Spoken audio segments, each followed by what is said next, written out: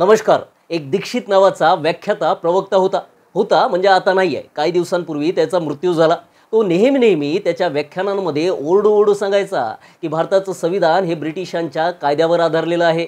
ब्रिटिशांच्या कायद्यावरून सर्वच्या सर्व तरतुदी भारताच्या संविधानात घेण्यात आलेल्या आहेत आणि आपण अजूनही ब्रिटिशांच्या कायद्यानुसारच जगतो. अशा प्रकारचे अनेक एक्स्ट्रा ऑर्डिनरी बुद्धी असणारे लोक संविधानावर नेहमी टीका करतात की संविधानामध्ये या गोष्टी दुसऱ्या देशावरून घेतल्या, त्या गोष्टी अमेरिकेवरून घेतल्या, त्या गोष्टी रशियावरून घेतल्या. म्हणजेच भारताचं संविधान एक प्रकारे कॉफी पेस्टच आहे. खरं तर अशा लोकांच्या बुद्धीची कीव येते, कारण अशा प्रकारचे विधानं संविधानावर टीका अभ्यास नसतानाच बाहेर येऊ शकतात. ज्या लोकांचा अभ्यास आहे ते लोक संविधानाच्या बाबत, डॉक्टर बाबासाहेब आंबेडकरांच्या बाबत कधीच टीका करू शकत नाहीत.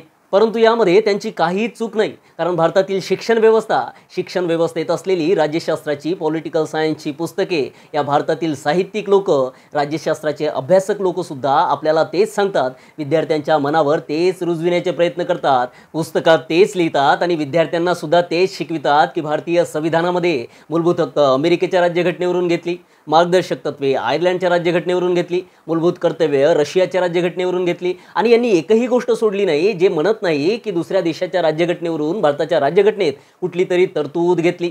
परंतु जेव्हा आपण अभ्यास करतो, समजून घेतो, तेव्हा आपल्या लक्षात येते की भारतीय संविधानात एकही तरतूद इतर कुठल्याच देशाच्या राज्यघटनेवरून घेण्यात आली नाही. भारतासाठी जे गरजेचं होतं ते सर्वचं सर्व डॉक्टर बाबासाहेब आंबेडकरांच्या डोक्यातूनच जन्मास आलं. आपली पुस्तके, आपले शिक्षक, आपले साहित्यिक आपल्याला सांगतात की भारतीय संविधानामध्ये तब्बल 250 तरतुदी 1935च्या ब्रिटिश भारत शासन कायद्यामधून घेण्यात आल्या, जो कायदा ब्रिटिशांनी तयार केला होता. परंतु आपल्याला हे सांगितलं जात नाही, हे शिकविलं जात नाही की 1935चा कायदा कसा निर्माण झाला, याच्या निर्मितीमध्ये कुणाचं योगदान होतं. कारण जर हे सांगितलं, हा जर खरा इतिहास भारतीय जनतेपर्यंत आला, तर भारतीय जनतेच्या डोक्यात, मनात, डोळ्यात, हृदयात, प्रत्येक ठिकाणी डॉक्टर बाबासाहेब आंबेडकर सर्वोच्च ठिकाणी जाऊन बसतील.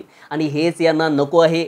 यांना आंबेडकर पूर्वीसुद्धा चालत नव्हते आणि आतासुद्धा चालत नाहीत. म्हणून कुठल्या ना कुठल्या माध्यमाने डॉक्टर बाबासाहेब आंबेडकरांचं क्रेडिट नेहमी यांनी चोरण्याचा प्रयत्नच केला. मग आता खरंच आपण भारतीय संविधानात तब्बल 250 तरतुदी ब्रिटिश भारत शासन कायदा 1935 मधून घेतल्या का, त्याचा इतिहास नेमका काय आहे हे समजून घेऊ. आणि त्यासाठी हा व्हिडिओ शेवटपर्यंत पाहत राहा आणि अनेक भारतीयांपर्यंत शेअर करण्याचे प्रयत्न करा. 1935चा ब्रिटिश भारत शासन कायदा कसा निर्माण झाला आणि त्याच्यामध्ये कुणाचं योगदान आहे हे पाहायचं असेल तर लंडनला 1930, 31 आणि 32 या 3 वर्षाच्या कालखंडात पार पडलेल्या 3 गोलमेज परिषदांचा इतिहास समजून घेणं अत्यंत गरजेचं आहे. तर पहिली गोलमेज परिषद 12 नोव्हेंबर 1930 ते 19 जानेवारी 1931 या दरम्यान लंडनला पार पडली. ज्या परिषदेमध्ये डॉक्टर बाबासाहेब आंबेडकर भारतातील अस्पृश्यांचे प्रतिनिधी म्हणून उपस्थित होते. परिषद जरी 12 नोव्हेंबरला सुरू झाली तरी सुद्धा डॉक्टर बाबासाहेब आंबेडकर 18 ऑक्टोबरलाच लंडनमध्ये पोहोचले होते. तेव्हा भारतातील काँग्रेसच्या नेत्यांनी बाबासाहेबांना दोष दिले होते, त्यांची बदनामी केली होती की डॉक्टर बाबासाहेब आंबेडकर हे इंग्रजांचे हस्तक आहेत, ते इंग्रजांनी त्यांची पूर्णपणे सोय करून ठेवलेली आहे, ते मौज मजा करण्यासाठी एवढ्या दिवसांपूर्वीच तेथे गेलेले आहेत. आणि स्वतः मात्र काँग्रेसचा कुठलाच प्रतिनिधी पहिल्या गोलमेज परिषदेला उपस्थित नव्हता. म्हणजे काँग्रेसला या गोलमेज परिषदेमध्ये कुठलाच रस नव्हता. परंतु काँग्रेसने बाबासाहेबांवर केलेल्या दोषारोपणाचं तथ्य तरी काय हे समजून घ्यायचं असेल तर बाबासाहेब एवढ्या दिवसांपूर्वी लंडनला कशासाठी गेले हे सुद्धा समजलं पाहिजे. बाबासाहेब 18 ऑक्टोबर 1930ला लंडनला पोहोचले आणि 19 ऑक्टोबर 1930ला एका छापखान्यात त्यांनी एक खलिता छापला, ज्या खलित्याची हेडिंग होती भारतातील अस्पृश्यांचे राजकीय अधिकारांचा खलिता. आणि तेथे जाऊन त्यांनी 2000 खलिते छापले. त्या खलित्यात भारतातील अस्पृश्यांना 8 अधिकार देण्यात यावे आणि ते 8 अधिकार कुठले हे दिलेलं होतं. एवढंच नाही तर त्या खलित्याच्या बॅक साईडला हे सुद्धा लिहिलेलं होतं की भारतातील अस्पृश्यांची परिस्थिती कशी आहे, हजारो वर्षापासून भारतातील सवर्ण लोक कशा पद्धतीने यांच्यावर अन्याय अत्याचार करत आहेत, यांच्यावर सामाजिक निसमर्थता लादत आहेत. आणि हे खलिते जेव्हा ब्रिटनमध्ये पूर्णपणे पसरली, लोकांपर्यंत गेली, ब्रिटनच्या मोठ्या मोठ्या खासदार, महापौर आणि तिथल्या राजापर्यंत गेली, तेव्हा सर्वांच्या लक्षात आलं की भारतातील अस्पृश्यांची परिस्थिती तर अमेरिकेतील निग्रो लोकांपेक्षाही वाईट आहे. त्यानंतर 20 ऑक्टोबर 1930 ते 12 नोव्हेंबर 1930 पर्यंत लंडनमध्ये आणि ब्रिटनमध्ये ब्रिटनमधील अनेक शहरांमध्ये डॉक्टर बाबासाहेब आंबेडकरांची चौकात भाषणे झाली, ज्यामध्ये त्यांनी भारतातील अस्पृश्यांवर होणारे अन्याय लोकांसमोर मांडले। आणि याच भाषणांमध्ये बाबासाहेबांनी हे सुद्धा सांगितलं की मी एवढ्या दिवसापूर्वी लंडनला कशासाठी आलो, त्याचं कारण नेमकं काय। डॉक्टर बाबासाहेब आंबेडकर म्हणाले की जर हा खलिता मला छापायचा होता आणि हा जर मी भारतात छापला असता तर तो कुठल्या ना कुठल्या मार्गाने काँग्रेसच्या नेत्यांपर्यंत पोहोचला असता आणि त्यांनी काहीही करून या सर्व गोष्टीचा विरोध केला असता, कारण ते नेहमीच अस्पृश्यांच्या विरोधात उभे असतात। अस्पृश्यांना माणूस म्हणून त्यांनी कधीच स्थान दिलं नाही, म्हणून हा खलिता त्यांच्यापर्यंत जाण्यापूर्वीच मला हा खलिता जगापर्यंत आणायचा होता। भारतातील अस्पृश्यांची खरी परिस्थिती जगापुढे मांडायची होती, म्हणूनच मला काही दिवसांपूर्वी पैशांची तडजोड करून पैसे नसताना सुद्धा लंडनला यावं लागलं। कशासाठी तर हा खलिता सर्वांपर्यंत आणण्यासाठी आणि अस्पृश्यांचे अधिकार काय आहेत हे ब्रिटनमधील लंडनमध्ये होऊ घातलेल्या गोलमेज परिषदांमध्ये मांडण्यासाठी। तेव्हा त्या पहिल्या परिषदेमध्ये काँग्रेसचा कुठलाच प्रतिनिधी लंडनला उपस्थित नसल्या कारणाने काँग्रेस काहीच करू शकली नाही। गप्पपणे भारतात राहूनच ज्या ज्या गोष्टी भारताबाहेर डॉक्टर बाबासाहेब आंबेडकर भारतातील अस्पृश्यांसाठी आणि संपूर्ण भारतवासियांसाठी करत होते ते भारतातूनच पाहत होते। त्यानंतर दुसरी गोलमेज परिषद 7 सप्टेंबर 1931 ते 1 डिसेंबर 1931 या दरम्यान पार पडली। या परिषदेमध्ये सुद्धा भारतीय अस्पृश्यांचे प्रतिनिधी म्हणून डॉक्टर बाबासाहेब आंबेडकर उपस्थित होते। त्याचबरोबर काँग्रेसचे प्रतिनिधी म्हणून गांधी आणि त्यांचे सहकारी सुद्धा उपस्थित होते। आणि याचं कारण काय तर काहीच दिवसांपूर्वी गांधी आणि आयर्विनमध्ये गांधी आयर्विन करार झाला होता आणि त्या कराराच्या अटीनुसार गांधी दुसऱ्या गोलमेज परिषदेमध्ये उपस्थित राहण्यासाठी मान्य झाले होते आणि तेथे उपस्थित सुद्धा होते, परंतु उपस्थित राहून कुठल्याच प्रकारचं काहीच योगदान ते भारतासाठी देऊ शकले नाही। या परिषदेत बाबासाहेबांनी प्रमुख 2 मागण्या ठेवल्या होत्या, यापैकी पहिली मागणी होती की भारतातील अस्पृश्यांसाठी स्वतंत्र मतदारसंघ देण्यात यावे आणि दुसरी मागणी होती भारतातील अस्पृश्यता कायद्याने नष्ट करण्यात यावी। त्याचबरोबर डॉक्टर बाबासाहेब आंबेडकर या परिषदेमध्ये इंग्रजांना खणकावून म्हणाले होते की इंग्रजांनी आता लवकरात लवकर भारताला स्वराज्य द्यावं, कारण त्यावेळी स्वातंत्र्याची बोलणी नव्हती तर स्वराज्याची बोलणी चालू होती। विशेष म्हणजे त्याचबरोबर बाबासाहेब एक अत्यंत महत्त्वाचं वाक्य सुद्धा तिथे बोलले होते। बाबासाहेब म्हणाले होते की मी फक्त भारतीय अस्पृश्यांच्या उद्धारासाठीच लढत नाही तर संपूर्ण भारतवासियांच्या उद्धारासाठी लढतोय। मी प्रथमतः भारतीय आहो। परंतु तेथे उपस्थित असलेल्या गांधींना आणि काँग्रेसच्या इतर प्रतिनिधींना भारताच्या स्वराज्याचंही काही घेणं देणं नव्हतं आणि भारतीयांच्या उद्धाराचं सुद्धा घेणं देणं नव्हतं। गांधी जेव्हा भाषण देण्यासाठी उभे राहिले तेव्हा त्यांनी फक्त आणि फक्त डॉक्टर बाबासाहेब आंबेडकरांवर टीका केली।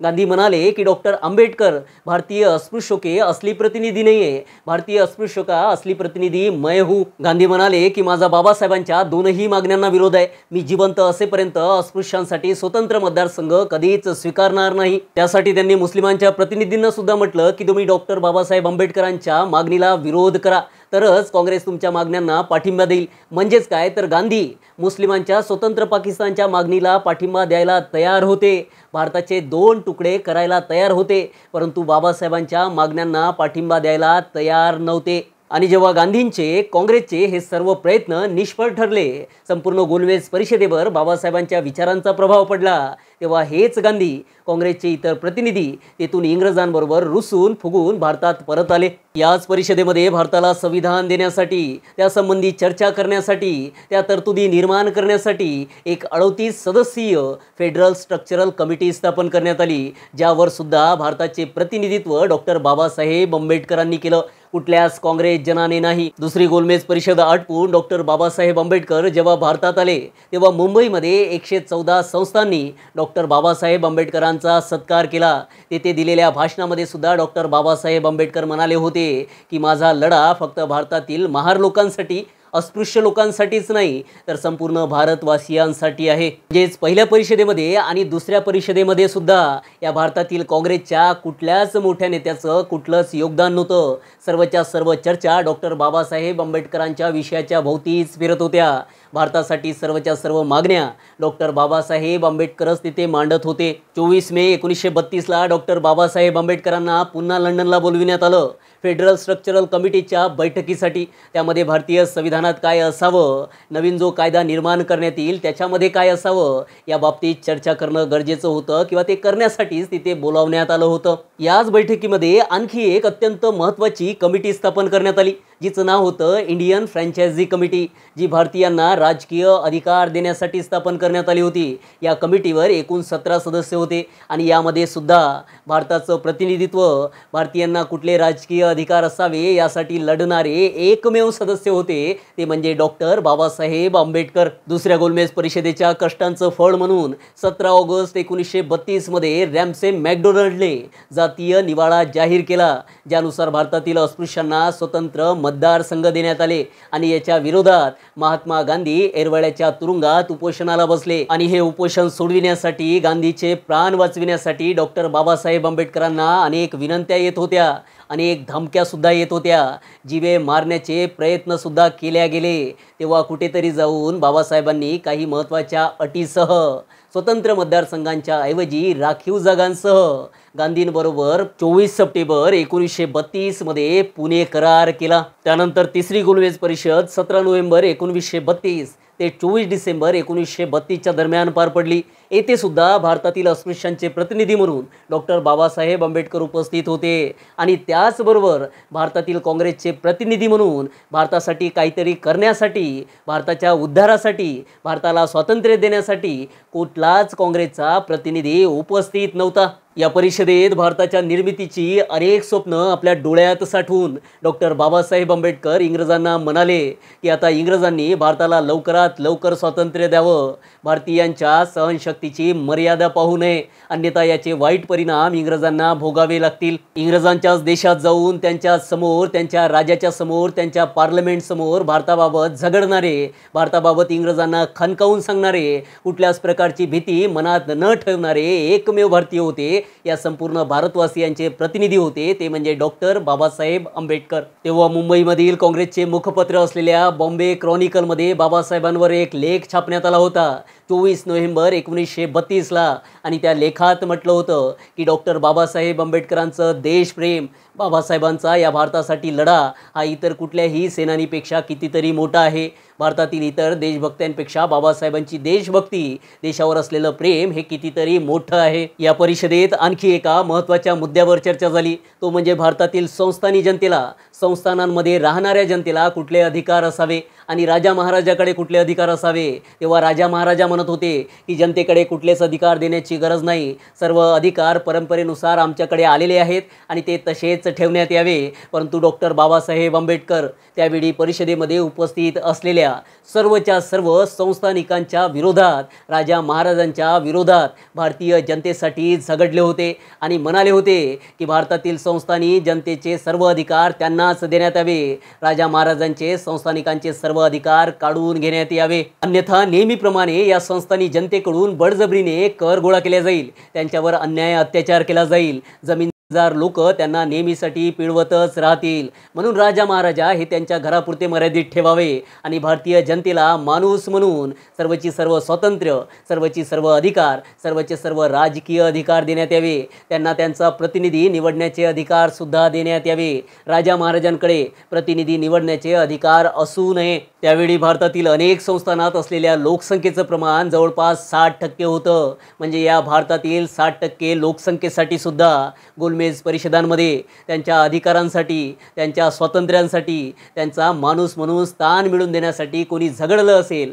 तर ते फक्त आणि फक्त डॉक्टर बाबासाहेब आंबेडकर होते. तीनही गोलमेज परिषदा पार पडल्या, ज्या तीनही गोलमेज परिषदांमध्ये बाबासाहेब उपस्थित होते. काँग्रेस फक्त आणि फक्त दुसऱ्या गोलमेज परिषदेमध्ये उपस्थित होती. मुस्लिम लीगच्या प्रतिनिधींना त्यांच्या मागण्यांशीच घेणं देणं होतं, भारतवासियांच्या मागण्यांशी दूरदूरपर्यंत घेणं देणं नव्हतं. आणि त्याचबरोबर जे संस्थानिक उपस्थित होते त्या संस्थानिकांना सुद्धा इतर कुठल्याच गोष्टीचं घेणं देणं नव्हतं. त्यांना फक्त आणि फक्त त्यांची संस्थाने कसे सुरक्षित राहतील, त्यांच्या प्रॉपर्टीज कशा सुरक्षित राहतील, त्यांचे अधिकार कसे अबाधित राहतील याच गोष्टीचं घेणं देणं होतं. त्या तीनही गोलमेज परिषदांमध्ये या भारतवासियांसाठी, भारतासाठी, भारताच्या स्वातंत्र्यासाठी कोणी लढलं तर ते बाबासाहेबच होते. जुलै 1933 मध्ये बाबासाहेबांना लंडनवरून परत एकदा आमंत्रण आलं. बाबासाहेबांना तेथे उपस्थित राहण्याची विनंती करण्यात आली आणि कशासाठी तर भारताचं संविधान निर्माण करण्यासाठी, नवीन कायदा निर्माण करण्यासाठी, जी फेडरल स्ट्रक्चरल कमिटी होती, त्याचबरोबर भारतीयांना राजकीय अधिकार देण्यासाठी,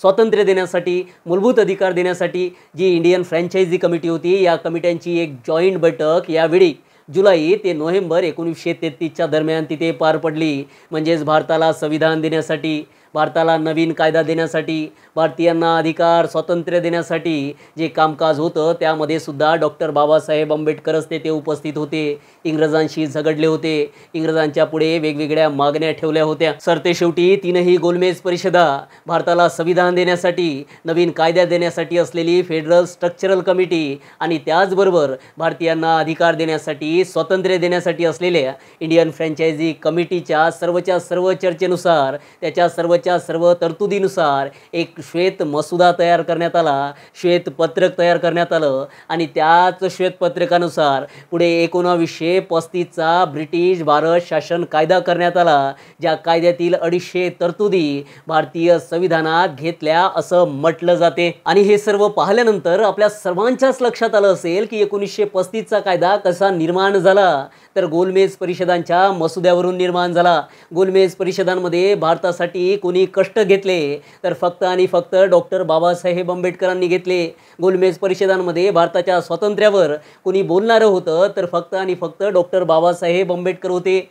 भारतीयांना अधिकार असावेत, कुठले अधिकार असावे हे गोलमेज परिषदेमध्ये मांडणारं कोणी असेल तर डॉक्टर बाबासाहेब आंबेडकर होते. तेव्हा ना काँग्रेस होती, ना भाजपा होती, ना इंग्रजांचा कुठल्या प्रकारचा समावेश त्याच्यामध्ये होता. 1935चा संपूर्ण कायदा डॉक्टर बाबासाहेब आंबेडकरांच्या डोक्यातूनच जन्मास आला होता. डॉक्टर बाबासाहेब आंबेडकरांच्या मागण्यानुसारच निर्माण झाला होता. बाबासाहेबांनी भारतासाठी घेतलेल्या कष्टातूनच हा कायदा निर्माण झालेला होता. म्हणून या कायद्यातून घेतलेल्या 250 तरतुदी सुद्धा डॉक्टर बाबासाहेब आंबेडकरांच्या डोक्यातूनच जन्मास आल्या होत्या. ना तो कायदा इंग्रजांचा होता, ना भारतात आता इंग्रजांचा कुठला कायदा अस्तित्वात आहे. भारतासाठी जे जे गरजेचं आहे, भारताच्या संस्कृतीला जे जे मॅच होणार आहे, भारतीयांना जे जे न्याय देणारं आहे, भारतातील सर्व लोकांना माणूस म्हणून स्थान देणारं जे जे आहे ते सर्व भारताच्या संविधानात आहे. या व्यतिरिक्त भारताच्या संविधानात बाहेरून कुठलीच गोष्ट मुळातच स्वीकारलेली नाही. भारताचं पूर्ण संविधान फक्त आणि फक्त डॉक्टर बाबासाहेब आंबेडकरांच्या कष्टाचं फळ आहे, बाबासाहेबांच्या विद्वतेचा पुरावा आहे, बाबासाहेबांच्या ज्ञानाचं लखलखतं उदाहरण आहे. मित्रांनो, आशा आहे की आपल्या सर्वांच्या या सर्व गोष्टी लक्षात आल्या असतील. आता एक महत्त्वाचं काम करा. जे लोक भारतीय संविधानावर टीका करतात, भारतीय संविधान ब्रिटिशांच्या कायद्यानुसार निर्माण झालं म्हणतात, भारतीय संविधान कॉपी पेस्ट आहे अशा प्रकारची टीका करतात, त्या सर्वांपर्यंत हा व्हिडिओ गेला पाहिजे. हे आपल्या सर्वांचं कर्तव्य आहे. आजच्यासाठी थांबतो, आपली रजा घेतो. पुन्हा नवीन व्हिडिओमध्ये नवीन विषयासह, महत्त्वपूर्ण विषयासह भेटू. तोपर्यंत जय हिंद, जय महाराष्ट्र.